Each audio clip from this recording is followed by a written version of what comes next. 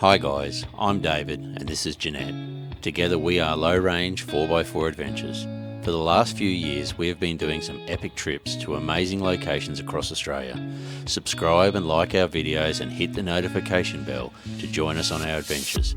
You can also find us on Facebook and Instagram.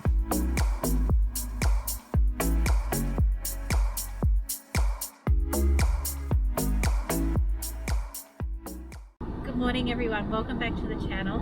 Morning guys, so today we are off to the Port Arthur Historic Site to explore that. We've got a couple of tours booked in, so you get a walking tour included in your entry. We're doing the Isle of the Dead tour and we're doing the Ghost tour tonight, so it should be pretty cool. Where we're staying at the Port Arthur Caravan Park, it's only like a 10-minute drive maybe. It's super close to the park, which is awesome. So good. So yeah. Alright, so we're going to head in there now and check it out. Do some exploring. Sounds good. Super keen for this one. Oh yeah, it's going to be cool. Yeah.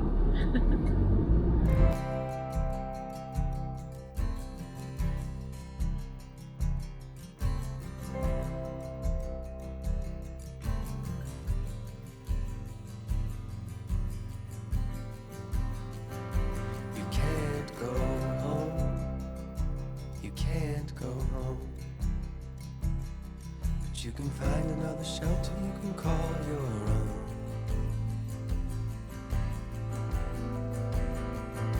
You can't push time. You can't push time. But you can ride out every wave like an alibi.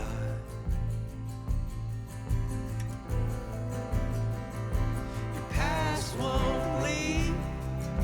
Your past won't leave. It'll stay with them like it stays with me.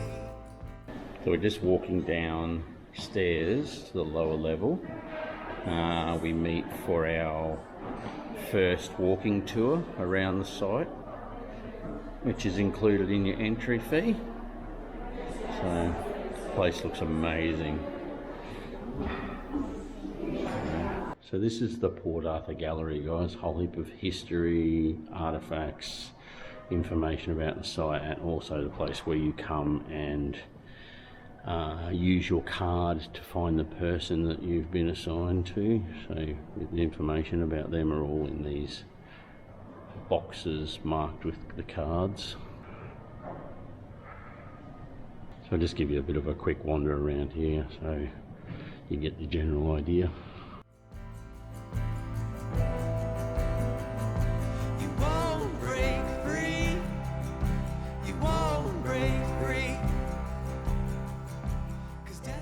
You can look up people in the database here as well and find information about them.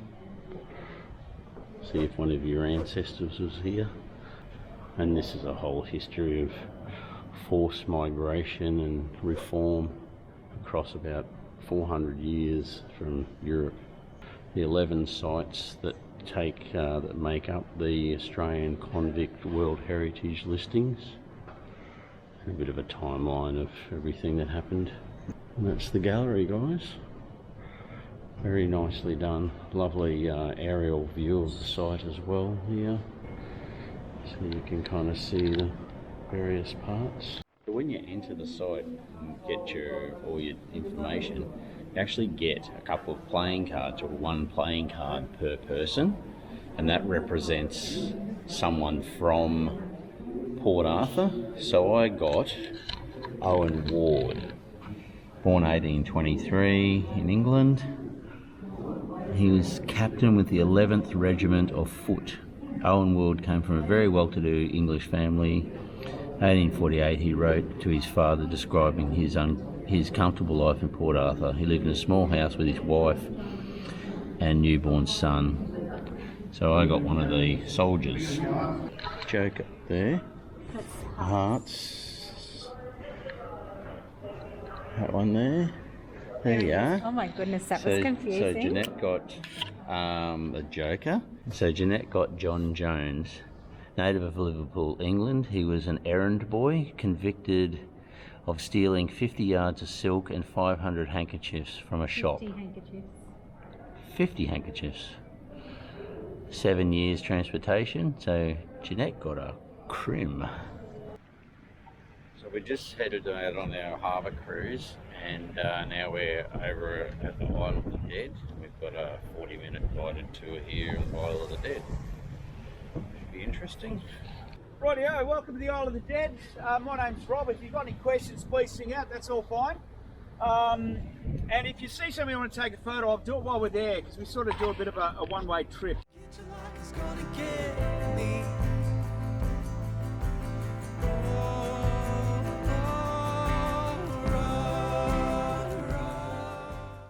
It's a time of great legal change in Britain, which of course leads by the 1850s to what Britain doing at Port Arthur being not wildly different to what we do today in a prison.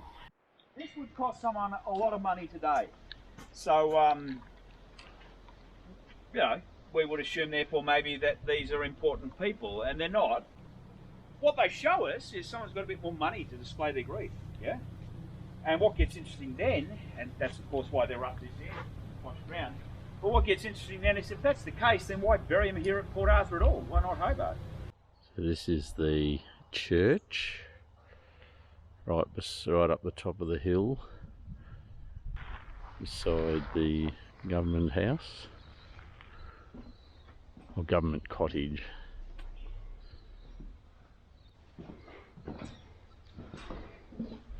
So the government cottage there was where the government officials stayed when they came here. Quite incredible, the architecture of stuff that was built here by convicts, and what's still left here is just amazing. You know, you get a real sense of what the place was really like. It's quite incredible. Like, you look at that, just absolutely incredible. There would have been a great big roof over this. You can see the line up on the tower up there of where the roof was. That would have been all up around all these other 3 points. Absolutely beautiful.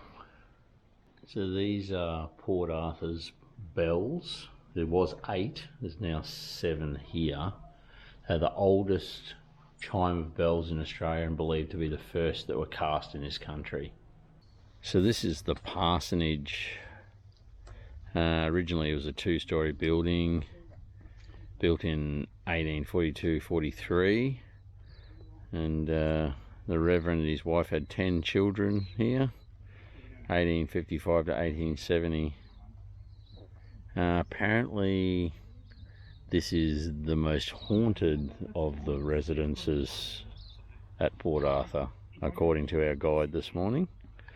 This is the doctor's residence. Apparently it's central heated, it's quite warm inside, so a little wander around in there and have a look. Just run to the edge unbroken. Run.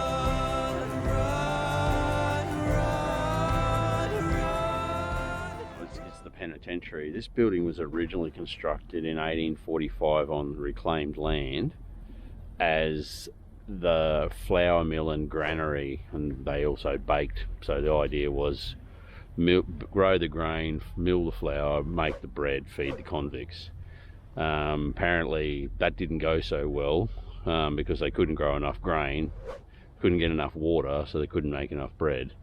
But in 1854 they basically converted the building to accommodation for convicts, which took 3 years. And it was 4 stories, I believe. There was 136 separate cells on the bottom 2 floors for those prisoners of bad character under heavy sentence. Above the cells was a dining hall which doubled as a school. Would have been a pretty intense place. We'll go for a wander through and have a look at some of the rooms and stuff.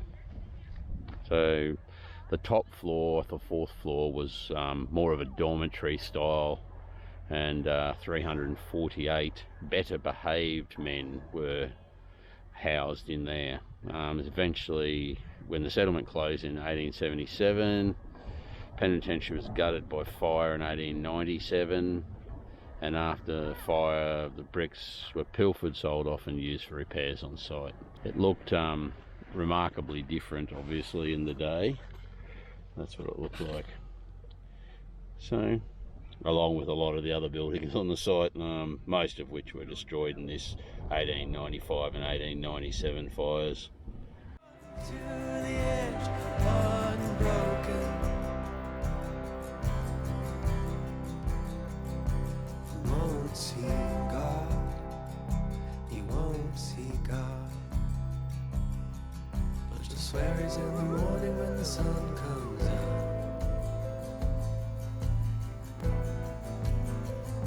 Your God won't talk.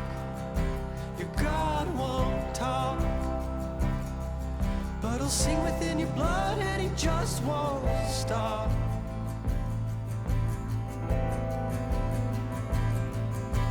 Run, run, just run.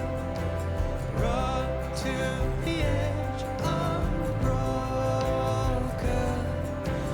Run, run, run, run, run to the edge. So this is the original site of the first bakehouse and sailmakers area, and in 1854 they removed those buildings and built this elaborate stone law courts is what it is now, it was then. And then so when the prisoners arrived here, the convicts arrived here, they were all paraded across the front of here, and the rules were read out to them, which apparently took about an hour to do every time, so it was a lot of rules. It's the military barracks, which were Charles O'Hara Booth. He ensured that a strong wall and guard towers were built around it to further ensure the security of the convicts.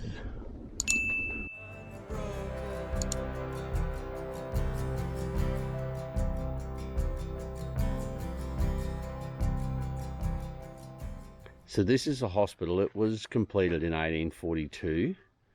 2 gable wings housing 6 wards, provision store, kitchen, baking oven, morgue, waste collection room. Convicts and soldiers were treated on separate wards here. So basically the wall in front of us, if you duplicate that down the other end, that was the same down that end, and then it went back a ways, as you can see in this this picture of it.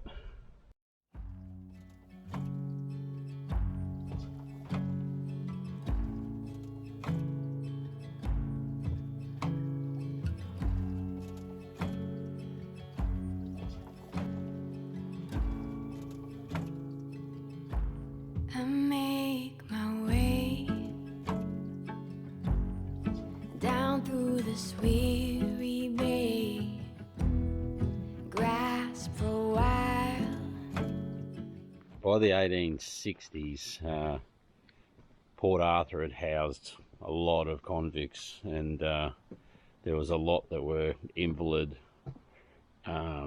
paupers. They'd been in the system so long that they just stayed here, and they built this pauper's house basically for all the sick and invalid and ones that couldn't afford to do anything or couldn't get jobs, and housed them here. It went right through in front of us there.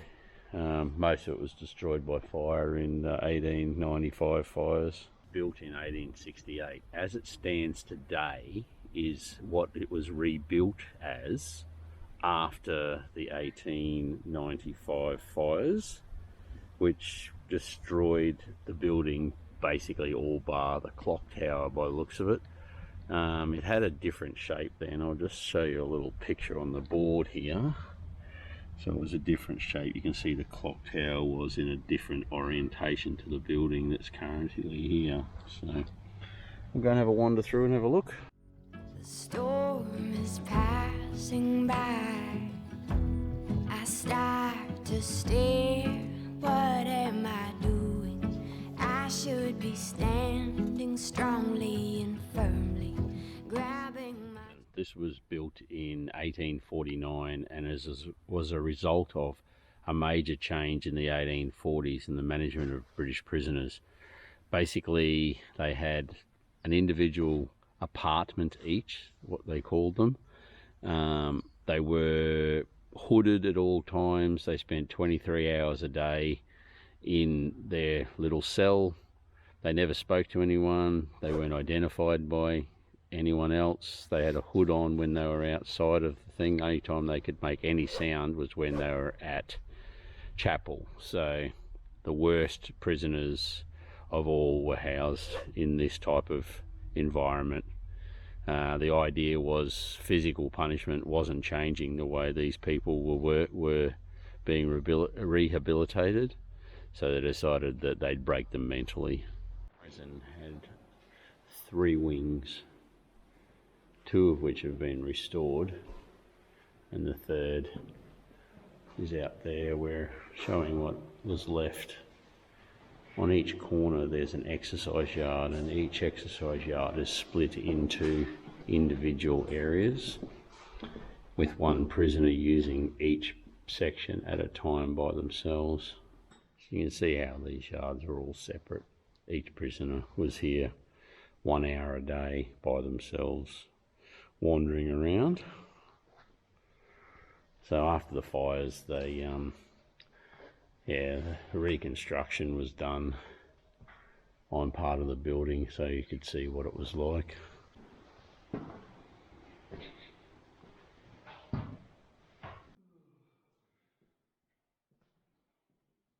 These cell numbers, were set up in such a way that they were left flat like so, and when a prisoner needed something because they couldn't speak, they used this little thing here, turned it, and that flicked the thing out. It also pulled the cable and dinged an alarm down in the guard area, and the guard knew which cell to come to see what the prisoner needed. We're just heading down to our final part of Port Arthur, which is the Shipyards. So just around the bay they set up some shipyards here, and I think they built 200 ships here or something over the time they were here, with the biggest one being like 290 tonne. So it was a dockyard from 1834 to 1848. Yep. And they built everything from whaling boats right up to, decent sized ships. There's a artist's replica of a ship in the bay down here. We'll have a look at it in a minute. Sculpture. These range from the small whaleboats to the biggest ships in the colony at the time. There's a couple of houses here at the dockyards, and then there's some marked out sections, and when you walk past them they make sounds like soaring noises and things like that, and they've got a bit of information about what was in each of those sections, so quite interesting. And then you've got the artist's representation / sculpture of a large ship in a dock where it would have been built. In front of us here is Isle of the Dead, and then the other point there is Point Pier, which is the boys' prison that they played with for a while to see if it worked in reforming the young tearaways. And a cruise boat that takes you for a cruise around the harbour. So we've been wondering while we've been here if there's anything with regards to the events of the 28th of April 1996, which was the Port Arthur massacre, when a gunman shot and killed 35 people and injured dozens more. 20 people were killed inside the Broad Arrow Cafe, which is within this memorial garden here, and the remains of the cafe are still standing. Okay guys, so this brings our extensive tour of Port Arthur to a close. We've had a lovely couple of days here. We did some awesome tours yesterday. We did the Isle of the Dead tour. There's an introduction tour when you've sort of first arrived that you can do. I think, is that part of the Entry? Yeah, the $45 entry fee. But we also tacked on a couple of extra ones. We did the Isle of the Dead tour. I'm going to say I was a little disappointed. Like, while the guide gave very good information, it felt a little bit rushed. You didn't have any time to sort of walk around yourself and take in the headstones and things like that. Yeah. Last night we did the ghost tour, Which was... I feel really ripped off. We did not see a ghost, Yeah. but we did hear some fantastic stories and things. So Yeah, no, it was really really good. enjoyed that one. And also Yeah. we got some more like in-depth history of some of the places and the people as well, which was really cool. So But I would say give yourself 2 days here if you haven't been here before and are intending on visiting. There's about 30 buildings left of the original 300, and obviously there's because of the bushfires and everything, there's not a lot left, but what is here is amazing. But it's been good to take our time, walk around, and just take it all in. It's amazing history here. So you get 2 days, 2 consecutive days with your entry, so you can come here 2 days for the one price. Okay guys, we're going to wrap this one up now. Please don't forget to subscribe if you're not subscribed. Hit that subscribe button, ding the notification bell, throw us a thumbs up. Would just like to welcome any new subscribers. Thank you for following us, guys, and thank you for the ones who's hanging around for a while. Really appreciate it. And thank you anyone who's sent us stories and comments and things. We're really enjoying those. Also like to give our shop a little plug. We've got some t-shirts, jumpers, things like that. Jump on there and have a look if you're interested, guys, and it just sort of helps us out. Thank you anyone who's bought merch too, really appreciate it. Yeah, have a look in the description, guys. The links are there to the shop and the website. So okay guys, we will catch you on the next one. Okay, stay safe everyone. Bye. Bye.